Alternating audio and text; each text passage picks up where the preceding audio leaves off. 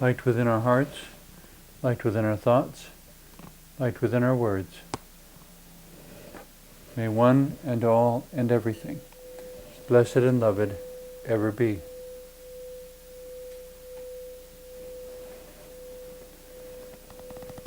Welcome. I am Sister Who. With me today on the show, I have my friend Eric Breault of Quantum Tones Healing. And the topic we wanted to discuss today is peace and adversity within animal kingdoms, which includes people, but also includes more than people.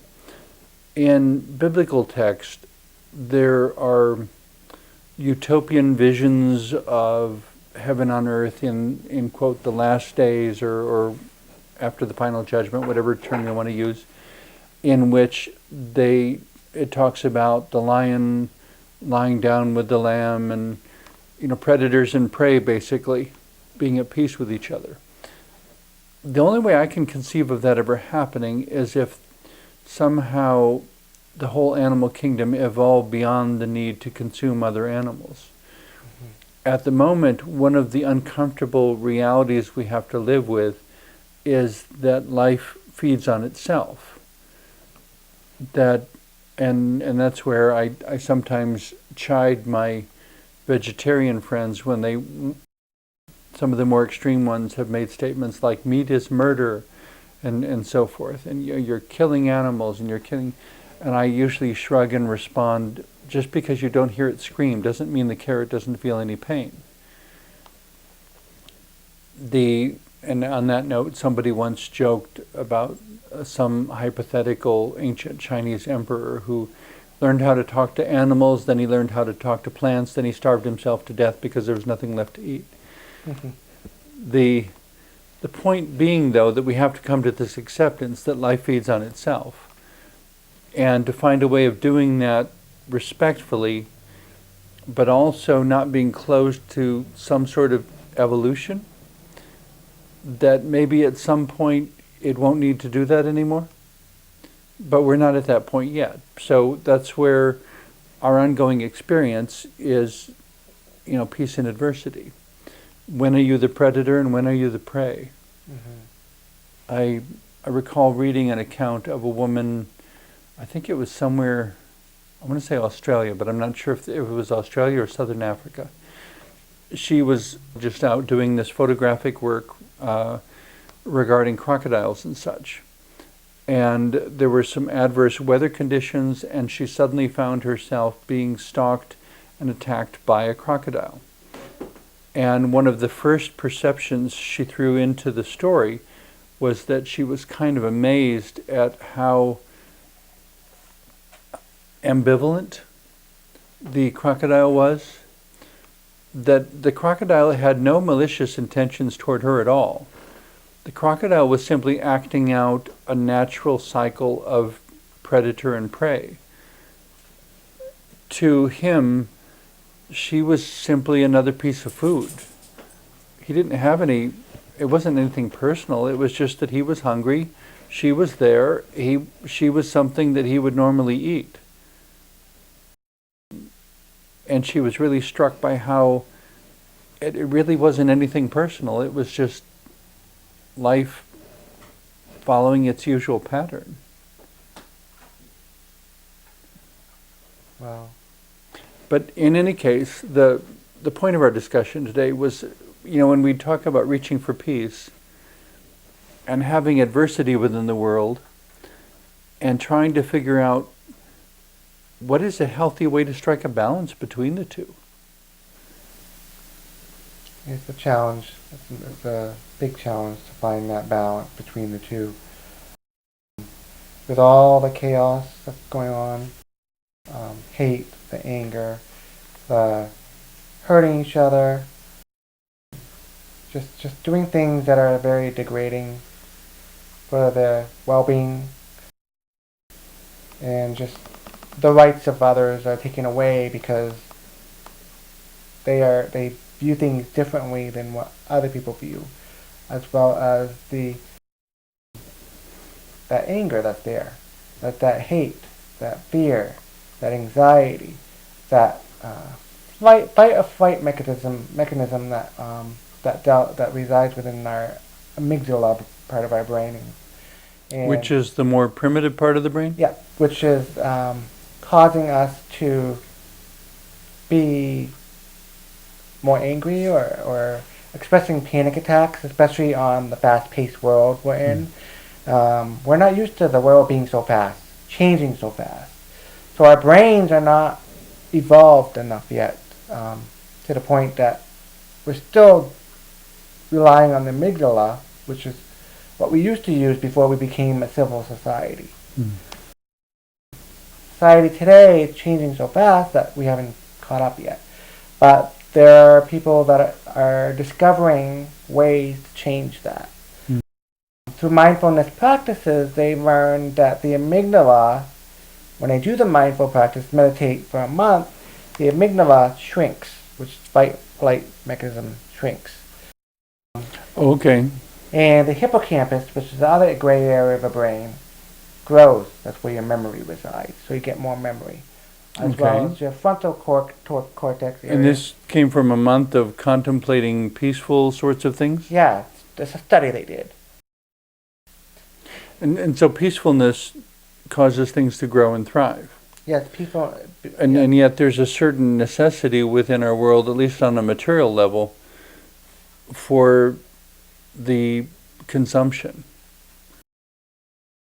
I mean, if every species was anthropomorphized, if they were all human in their thinking, imagine the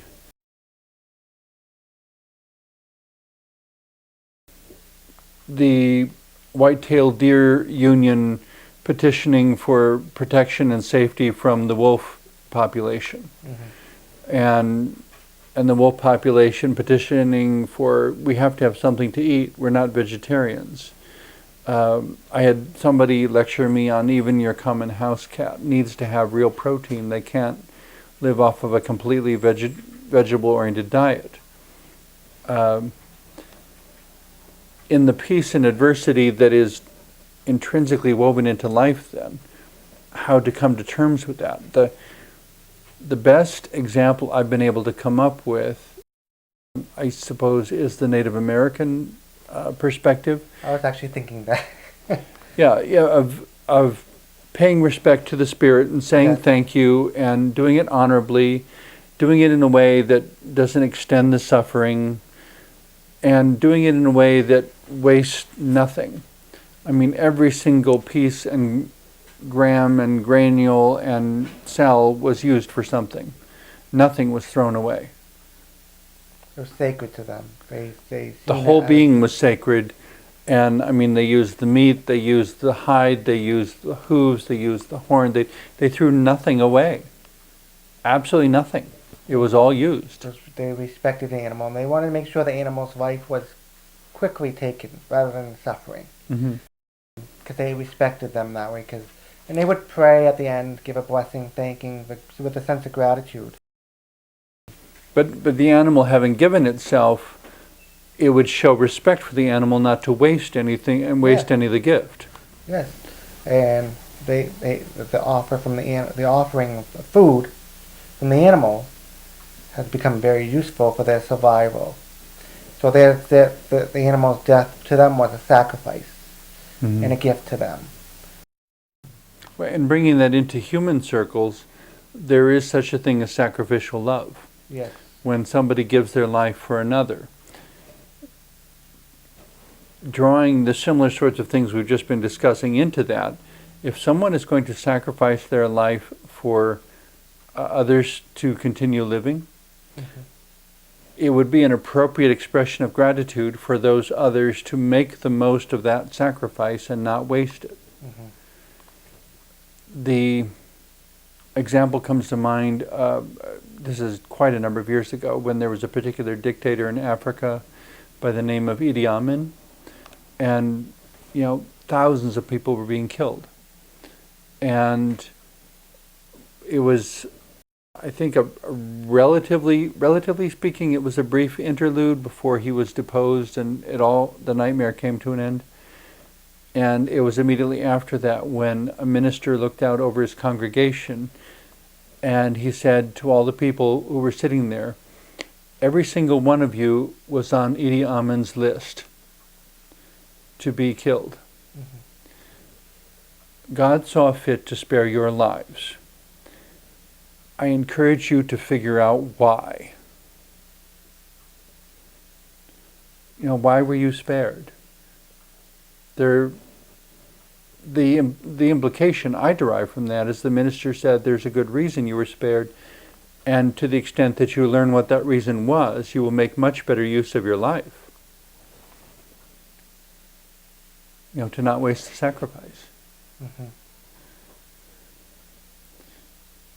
But it is this constant tension back and forth of the peace and the adversity. Yes. In the Old Testament section of the Bible in Ecclesiastes, it talks about a peace, time for everything, a time for peace, and a time for war. And I've always wished it would have stopped and said simply, there's a time for peace. We're not going to have a time for war anymore. Maybe someday, but we're not there yet. Not quite yet. It says there's a time for peace and there's a time for war, and I want to figure out, when is the right time for war? And I don't think that's a question that should be answered too quickly. No. But the fact that it needs to be asked at all should give us pause. It should give us a reason to humbly stop and think, about what these dynamics are. Yeah, and personally speaking, I don't think there is any right time for war. I think, to me, war is a state from hate. And in a society that's based on hate, as long as we live in hate, based on hate, war will be there. I don't think war is necessary. I don't think war is right. I think it's just something that just the human species has evolved to do. Through the fight or flight response. So you think it's woven into our evolution? It's been put into the evolution. It's like and it would be accurate to say that human history is essentially the record of one group of people displacing another at various intervals. Mm-hmm. Throughout human history, it's always one group of people displacing another. Whose homeland is this? Well, it's been dozens of people's homeland, just at different times in history. Yes. Who belongs here? Well, we all belong here, but somehow we haven't learned to coexist peacefully, and so we keep fighting over it. I would say unnecessarily. So, to me, if I was to answer the question, when is the time for war? The time for war is when you refuse to learn, when you refuse to grow, when you refuse to share, when you refuse to think in peaceful terms, when you become irrationally competitive, and when the pathology of greed has overtaken your mind. That, to me, creates a time for war. Until we deal with all those other things, we won't be able to ever really be free of it.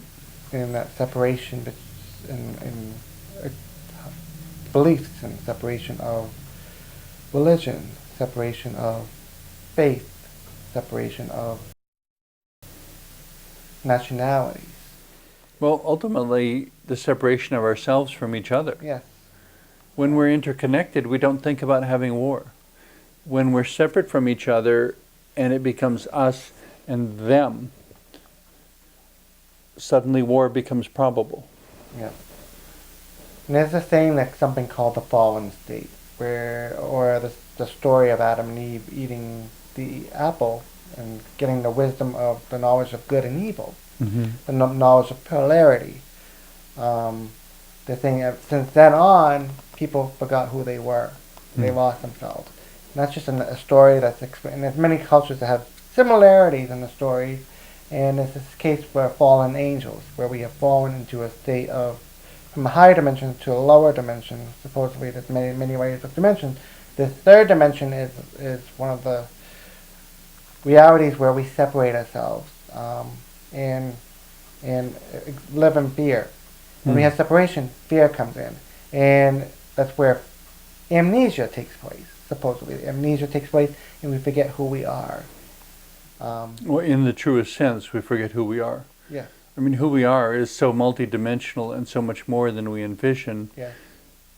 It, if we could remember all of that, I think it would change the way every single person lives their lives.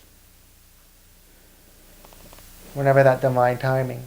On a related note, I guess, many years ago, I was working in a small department store, and there was a children or a book for sale. It wasn't a children's book, but it was a book in which they interviewed children, asking how would you accomplish world peace. And there was a quote from one little 7-year-old girl or something like that in there, and she said, basically take all the children from our country and let them play together with all the children from the other country so that we all become friends and we grow up together, and then when we become adults we won't be trying to fight each other. I thought that was a brilliant, if wonderfully simple sort of answer to the problem. It's just segregating all cultures together. Integrating?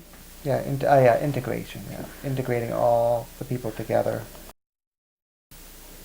rather than segregating themselves, separating themselves from. Yeah. So it's bringing them together to collaborate, team build, to play, to learn. I think it's difficult to have segregation without bringing in notions of adversity. Mm-hmm. It's as if we want to put peacefulness within the categories, but not between the categories. Mm-hmm. Between the categories, we have walls, emotional, psychological, or physical walls, that separate one person from another. One of the obvious examples in my own life period, but I guess we're getting further and further away from it, to where I wonder if it'll be real to the next generation at all.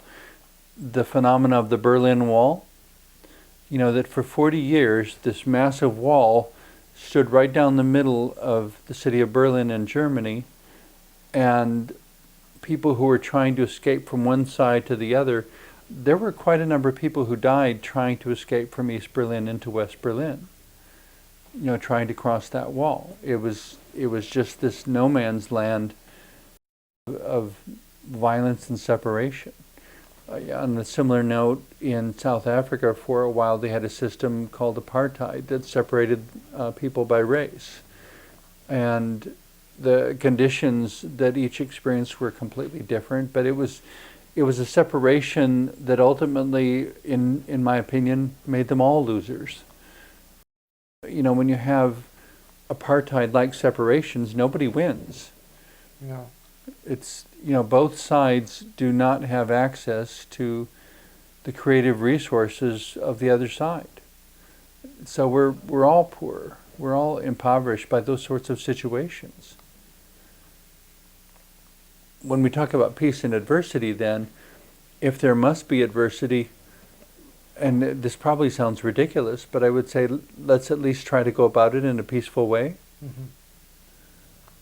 To recognize what adversity is inherent and inescapable, and see if there is a process by which we can deal with it. I suppose like the Native American rituals that were associated with buffalo hunts and deer hunts and so forth.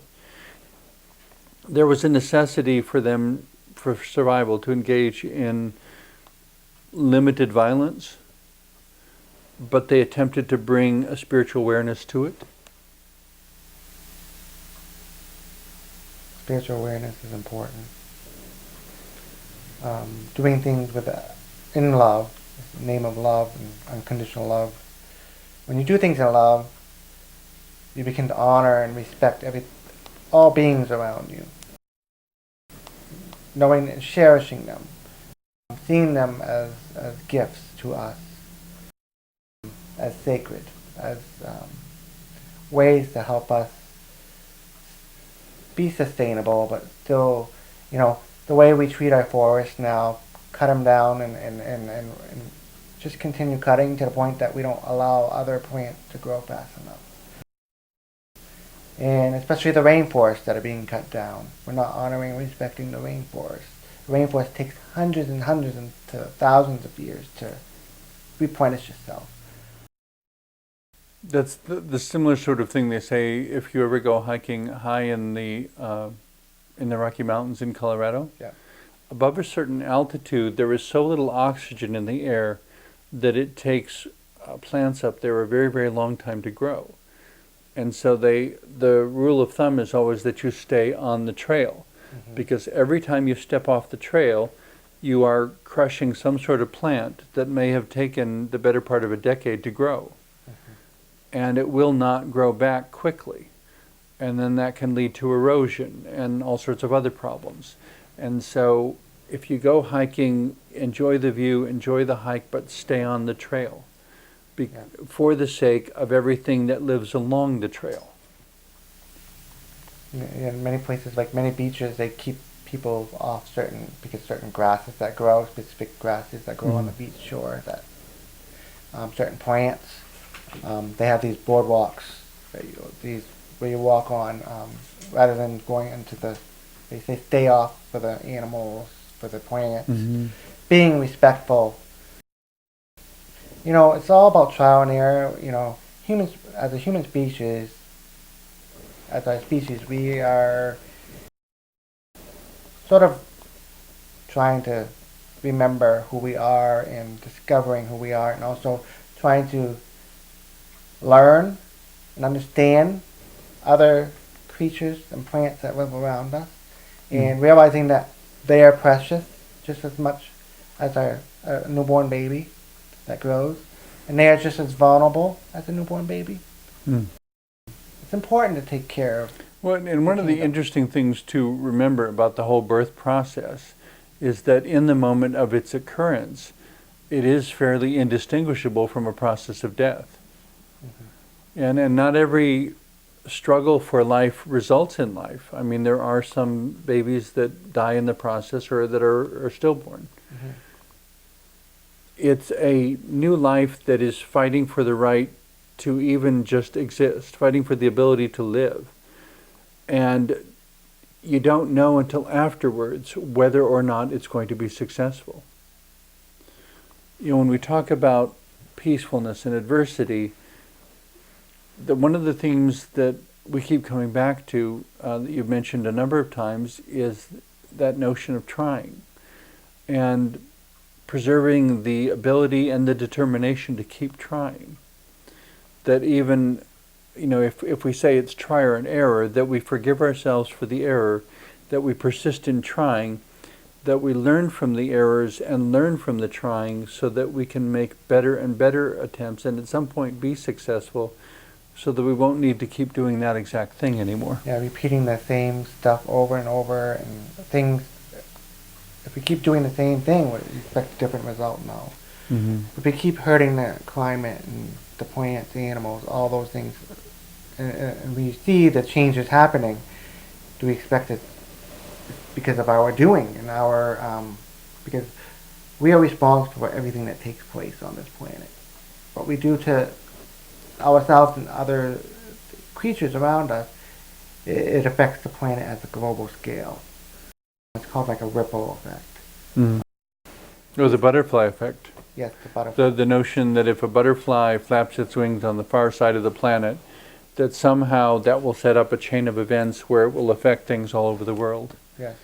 That there are the subtlest and smallest, quietest things can sometimes make the most profound differences. An example, like there was a certain chemical that was affecting the species of the bees, and their populations have been dwindling, and we came to the realization that these things we needed to get out off the shelves, and not because the chemicals and all that stuff need to be stopped.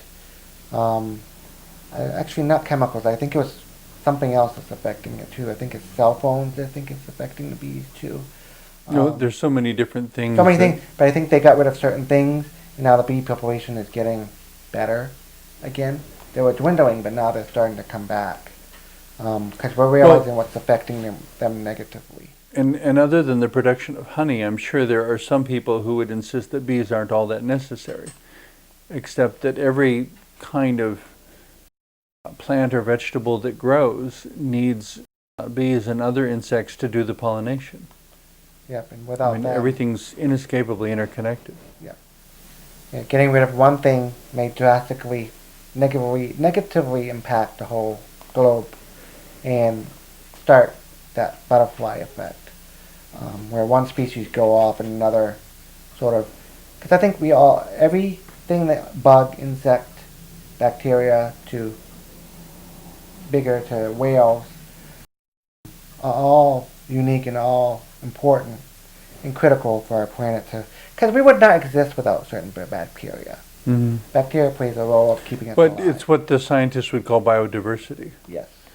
And part of that biodiversity is maintaining this balance between peace and adversity. Yes. In any case, thank you for everything you've shared today. Thank you too, sister. And thank all of you for watching also. Thank you for being with us. I hope we've shared some things that will inspire your own thoughts on this and many other interesting subjects.